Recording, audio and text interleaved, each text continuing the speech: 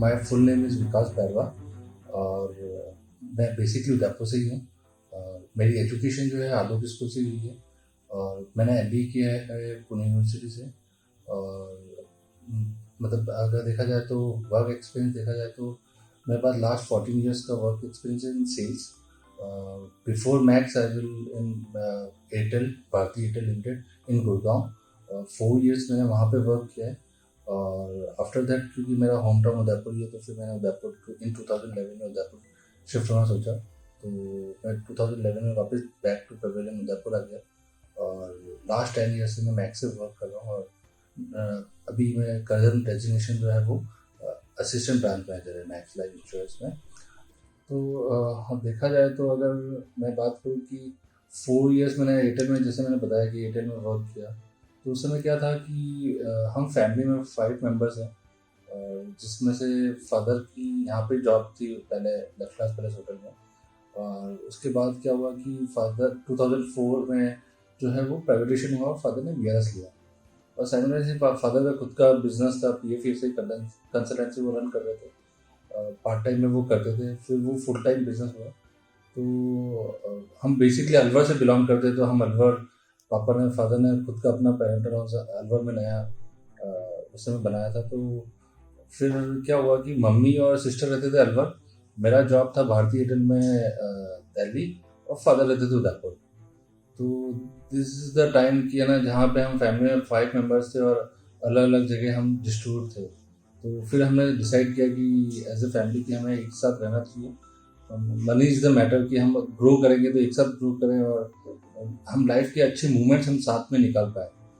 तो वो डिसीजन लेना उस समय कि सबका, मेरा कैरियर भी था और मुझे देखना था कि उदयपुर में उस तरह का जॉब मिलना और उस तरह का पैकेज मिलना जहाँ पे कि है ना वापस इस तरह का डिसीजन लेना बहुत टफ था। टू बी फ्रैंक, मुझे इतना बिलीव नहीं था कि उदयपुर में इस तरह की ग्रोथ मिल पाएगी, क्योंकि मेट्रोज़ की ग्रोथ अलग होती है और एक आप स्मॉल टाउन की आप देखें तो ग्रोथ अलग होती है। तो मुझे फ्यूचर नज़र नहीं आता था, फिर भी हमने एक डिसीजन लिया, टफ डिसीजन लिया कि हम उधर वापस दिल्ली से उदयपुर शिफ्ट हुए। तो फर्स्ट मैं आया उदयपुर, फिर मैं जॉब सर्च करने लगा। तो उस समय फादर के बिजनेस में भी इतना इनकम नहीं था। मैं एक बार, एक ऑप्शन ये भी था कि मैं फादर का बिजनेस ज्वाइन करूँ और वहाँ पे, तो उस समय इनकम भी वो नहीं थी कि हम सर्वाइव कर पाए। तो उस समय लगा कि है ना एक जॉब करना चाहिए ताकि मैं अपना खर्चा खुद, और रिसेंटली मैरिज हुई थी, 6 मंथ्स ही हुए थे मैरिज को, तब ये डिसीजन लिया। तो उस समय मेरा क्या इन लॉज भी है ना अलवर के पास में रहते, तो उनका भी ये थॉट था कि यहीं पास में रहें और वैसे रहें। तो उनका भी काफ़ी पुश था कि उदयपुर नहीं आना, मतलब कि उदयपुर क्यों जाना जब यहीं पे सब अच्छा चल रहा है, आपकी ग्रोथ भी यहीं है। फिर भी हमने सोचा कि नहीं, उदयपुर आना चाहिए। और फादर की भी कुछ मेडिकल इमरजेंसी ऐसी आ गई थी, तो मैं बताऊं कि फादर का अपेंडिक्स हो गया था और फादर यहाँ पे अकेले रहते थे। तो फादर को एक दिन पेन हुआ और रात को 2 बजे पेन हुआ। फादर बाइक से गए उस अपेंडिक्स के पेन में और इमरजेंसी में एक इंजेक्शन लगा के 1 घंटे रेस्ट के बाद फिर मॉर्निंग में वापस 3-4 बजे वापस आए। और उन्होंने जब मॉर्निंग में बताया तो it's very painful for me कि ना इस तरह की लाइफ, और कि हम किसी के टफ टाइम में, हम अपनी फैमिली के टफ टाइम में हम उनके साथ नहीं हैं। तो फिर मैंने फाइनली डिसीजन ही किया कि नहीं, उदयपुर ही आना है। और फिर मैक्स लाइफ में मैंने इंटरव्यू दिया और इन 2011, और 5 अक्टूबर 2011 में मैंने इंटरव्यू दिया था। मेरी बर्थडे है उस दिन, डेट ऑफ बर्थ है। और 20 अक्टूबर को मेरा ज्वाइनिंग था और उस दिन से लेके आज तक मैं मैक्स के साथ वर्क कर रहा हूँ अभी तक। और अगर देखा जाए तो मैक्स में मैंने वो हर ड्रीम पूरे किए हैं अपने, जो मैंने लाइफ में सोचे हैं। तो अगर मैं बताऊं तो मैंने कभी सोचा नहीं था कि मैं करीबन फ़ॉरेन जा पाऊंगा। मैक्स के साथ मैं करीबन 9 से 10 बार फ़ॉरेन ट्रिप कर चुका हूँ।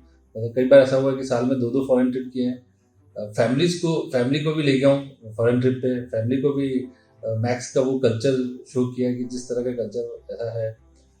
फिर बात करूँ तो मैं आज 3 बॉक्स गाड़ी मेंटेन करता हूँ, तो वो भी मैक्स की वजह से है कि 3 बॉक्स एक अच्छी लग्जरी कार मेंटेन कर पा रहे हो, अपने साथ कैरी कर पा रहे हो और अपनी फैमिली को एंजॉय कर पा रहे हो। लास्ट ईयर 2019 में मैंने अपना न्यूली कंस्ट्रक्शन हाउस में मैं अभी शिफ्ट हुआ, इनोवेशन किया था।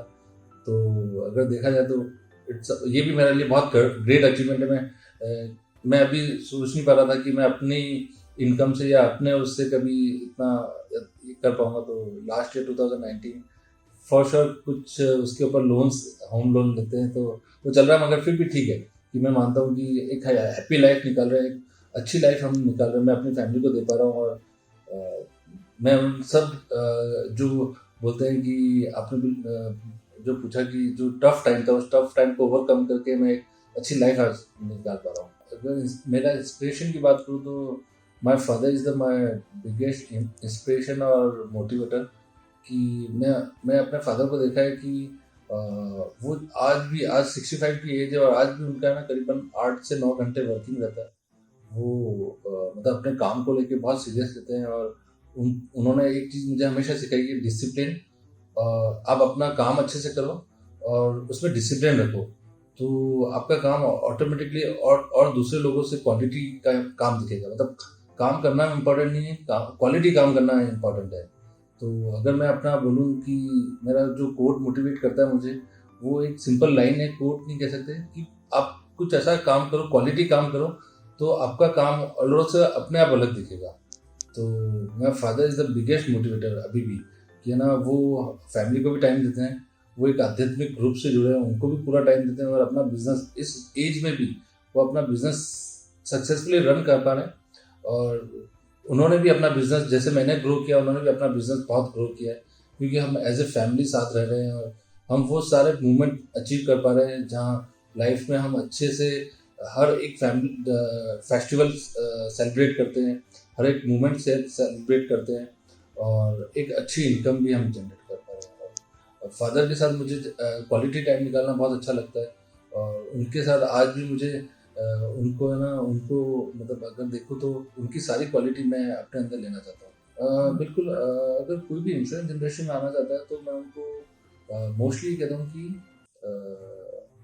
Always welcome. Insurance is the that kind of industry जहाँ पे अगर मैं बात करूँ इस कोविड टाइम में भी एकमात्र ऐसी इंडस्ट्री है जो 12% के पेस से अभी भी ग्रोथ में चल रही है। जहाँ पे अगर मैं बात करूँ कि इस अनसर्टेनिटी के माहौल में जहाँ पे कोविड आया, जहाँ पे बहुत सारे बिजनेस हैम्पर हो गए, बहुत जगह जॉब कट्स हो गई, वहाँ पे एक एक on one and only industry ऐसी है जो अभी भी 12% की ग्रोथ से पेस से 12% के पेस से ग्रोथ कर रही है। तो है ना, दैट काइंड ऑफ इंडस्ट्री, यहाँ पे हम ऑब्वियसली हमारा जॉब प्रोफाइल ये रहता है कि हम ज़्यादा से ज़्यादा लोगों को जोड़ें, जहाँ पे एज ए फाइनेंशियल एडवाइजर उनको करें। तो हम उनको एडवाइस ये करते हैं कि ये ऐसी इंडस्ट्री जहाँ पे आप स्काई इज द लिमिट, आप अनलिमिटेड पैसा कमा सकते हो। बस जो है वो अपने आप को सरेंडर करना होता है, अपने थॉट्स को सरेंडर करना होता है, कि जहाँ पे एवरीथिंग इज पॉसिबल। अगर मैं ये मान रहा हूँ कि हमारे इधर एक ऐसी हाउसवाइफ है जो मैं बताता हूँ कि 2015 में एक लेडी है हाउसवाइफ, वो सिरोही में वर्क करते थे। और he is a single mother, कि ना वो उनकी एक छोटी गुड़िया है, वो हमेशा चाह रहे हैं कि मैं अपनी गुड़िया की एजुकेशन के लिए उदयपुर आऊँ, और उदयपुर में मेरे लिए कोई जॉब नहीं है। तो 2015 में मैंने उन्हें एज ए फाइनेंशियल एडवाइज़र मैंने रिक्रूट किया। और फिर उन्होंने, अगर मैं बात करूँ तो 5 साल में ऐसा जुड़ के आज उनका ITR है करीबन 36 लाख रुपीज़ का ITR है। और वो मेरे साथ फुल टाइम देते हैं, as a part time work करते हैं, पार्ट टाइम में 36 लाख रुपये ITR। और अपनी बेटी को अभी वो अच्छी से अच्छी एजुकेशन करा रहे हैं जयपुर में हॉस्टल में। उनकी डॉटर अभी एजुकेशन कर रही है, इंजीनियरिंग कर रही है। और अगर बात करूँ तो उन्होंने अभी रिसेंटली इन 2019 में अपने लिए एक फ्लैट लिया है, मतलब 50 लाख रुपीज़ का फ्लैट अभी और लिया है अभी। पूरा उन्होंने कंस्ट्रक्शन करा के वो शिफ्ट हुए हैं उस फ्लैट में। तो ये इस तरह की इंडस्ट्री है जहाँ पे ना स्काई इज द लिमिट, बहुत आप अपने आप जितना चाहें उतना पैसा अर्न कर सकते हैं। और उन्होंने लास्ट ईयर ही अपने लिए अपना एक नया फ्लैट बुक किया है, और अभी कोविड टाइम में उन्होंने शिफ्ट किया वहाँ पे, और आज बहुत अच्छी लाइफ जी रहे हैं अपनी। और अभी वो सोच रहे हैं कि है ना, मैं भी एक 3 बॉक्स का कार परचेज करूँ। और मतलब इसमें एक चीज़ ये है कि आप जो आपके सुपरवाइजर बोले आप उस पर ट्रस्ट करो, और उसके ऊपर उनके कंपनी जो प्रोसेस है, जिस प्रोसेस में हम कह रहे हैं कि जो प्रोसेस कंपनी बता रही है कि आपको किस तरह से बात करनी है कस्टमर से, कैसे उनको अप्रोच करना है। Fact finding is the tool, जहाँ पे आप उनकी नीड एनालाइज करके उनसे आप उनकी नीड के अकॉर्डिंग उनको प्रोडक्ट सजेस्ट करें। और सेकंड चीज़, लास्ट में आप उनको कस्टमाइज सॉल्यूशन बता पाए। तो उस प्रोसेस से अगर आप पूरा निकलते हैं तो डेफिनेटली आपको सक्सेस मिलती है। हमारे बिजनेस में हम ये कहते हैं कि ये इंश्योरेंस बिजनेस जो है वो पैशन और पेशेंस का बिजनेस है। पैशन और पेशेंस इट मीन्स कि आपको पैशन भी बहुत रखना है, आपको उदास नहीं होना कि है ना कोई पॉलिसी सक्सेस नहीं मिल पा रही है, हो सकता है अर्ली सक्सेस नहीं मिले, मगर आप जो आज काम कर रहे हैं उसकी रिजल्ट आज नहीं कल आएगा, परसों आएगा, वो आएगा जरूर। बस आपका हार्ड पैशन वर्क करता है और पेशेंस भी रखना है उसके साथ साथ, रिजल्ट जरूर आएगा। अगर आपने इनपुट दिया तो definitely output has to come, वो बाउंडेड है कि आउटपुट आएगा ही आएगा। सेकेंड एडवाइस मैं उनको देता हूँ कि फर्स्ट लर्न देन अर्न, कि आप पहले लर्न करें, आप उसको सीखें कि कैसे काम होता है, क्या होता है, कस्टमर्स के ऑब्जेक्शंस को समझें और उसको समझने के बाद फिर आपकी अर्निंग शुरू होगी। जब तक आप उस चीज़ को समझेंगे नहीं तब तक आपकी अर्निंग शुरू नहीं होगी। तो दो एडवाइस उनके लिए, पैशन और पेशेंस। दूसरा, first learn then earn. Insurance business को आपने लर्न किया तो आपकी अर्निंग ऑटोमेटिक बैठेगी और that's this is a long term earning. मतलब इंश्योरेंस ऐसा बिजनेस है जो आपको पैसिव इनकम खड़ी करके देता है, जहाँ पे आपको renewal over the time of 5 जो एक परसेंटेज फिक्स होता है, वो percentage over the time of period life long आता रहता है ना। तो दैट काइंड ऑफ अर्निंग, इस तरह की अर्निंग यहाँ पे है। या टाइम मशीन में अगर मुझे टाइम को वापस ले जाने का पावर आए तो मुझे लगता है कि है ना मुझे सेम बिजनेस में वापस आना चाहिए, क्योंकि यही सेल्स जो है वो मेरी स्ट्रेंथ है। यहाँ पे मैं बात कर सकता हूँ कि मैं ना सेल्स बहुत अच्छा कर सकता हूँ। मैं लोगों को मतलब अगर मुझे देखा जाए तो कि है ना, अगर मैं बात करूँ, sales is the toughest job, मगर इसको टाइम देना चाहिए। अगर टाइम दे पाए, अगर समझ पाए लोगों की नीड्स को, तो आप बहुत अच्छा कर सकते हो। और सेल्स ऐसा फील्ड है जहाँ पे आपको कभी जॉब्स की प्रॉब्लम नहीं आएगी, जॉब हमेशा है। मतलब सेल्स एक लौता ऐसा फील्ड है जहाँ पे हमेशा जॉब्स रहेगी, ओपनिंग्स रहेगी, जॉब कट्स नहीं होंगे। दूसरा, अगर मैं बात करूँ तो इंश्योरेंस जो है, इंश्योरेंस की इंडस्ट्री में हम ये कहते हैं कि मतलब एक, अगर मैं जोक से पार्ट की अगर मैं बात करूँ कि जिसने इंश्योरेंस इंडस्ट्री में वर्क कर लिया वो कहता है कि इंश्योरेंस इंडस्ट्री मिट्टी को सोना बनाने वाली बात है, कि मिट्टी को सोना बता सेल करने की बात है। तो इस तरह की इंडस्ट्री है जहाँ पे आपने ये वर्क कर लिया। तो मेरे को लगता है कि ये नोबल प्रोफेशन भी है, जहाँ पे ना हम लोगों को टफ टाइम में उनको हेल्प करते हैं। मतलब फर्स्ट चीज़ मैं बात करूँ कि जब हम लोगों को बताते हैं कि जब आपकी लाइफ का सबसे टफ टाइम आएगा, जब आप अपनी फैमिली के साथ आप चाह के भी नहीं रह पाओगे या कुछ ऐसी अनसर्टेनिटी होगी, तो इंश्योरेंस इज द थिंग जहां आपको वो हेल्प करेगी उस टाइम में भी। और इंश्योरेंस वो चीज़ है जहाँ पे आपको अपनी फैमिली को, हम इमोशनल लॉस तो बहुत सारा होगा, उसको हम ओवरकम नहीं कर सकते, बट फाइनेंशियल हम आपको प्रॉब्लम नहीं आने देंगे। तो इसलिए मैं चाहूँगा कि ना ऐसे टफ टाइम में मैं लोगों की मदद करता रहूँ। मतलब हर टाइम मशीन में मुझे जितनी बार भी पीछे जाने का मौका मिलेगा ना, मैं ये इंडस्ट्री को वापस चूज करना चाहूँगा बार बार, क्योंकि ये मेरी दिल की बात है कि मैं ऐसे टफ टाइम में लोगों की जितनी बार साथ रहा, तो है ना मुझे ना वो नोबल प्रोफेशन में वो कहते हैं ना कि आपने मनी तो अर्न किया मगर एक दुआ में याद रखना, वो भी मुझे लोग उस टाइम पे भी याद रखे, ये भी बहुत इम्पोर्टेंट चीज़।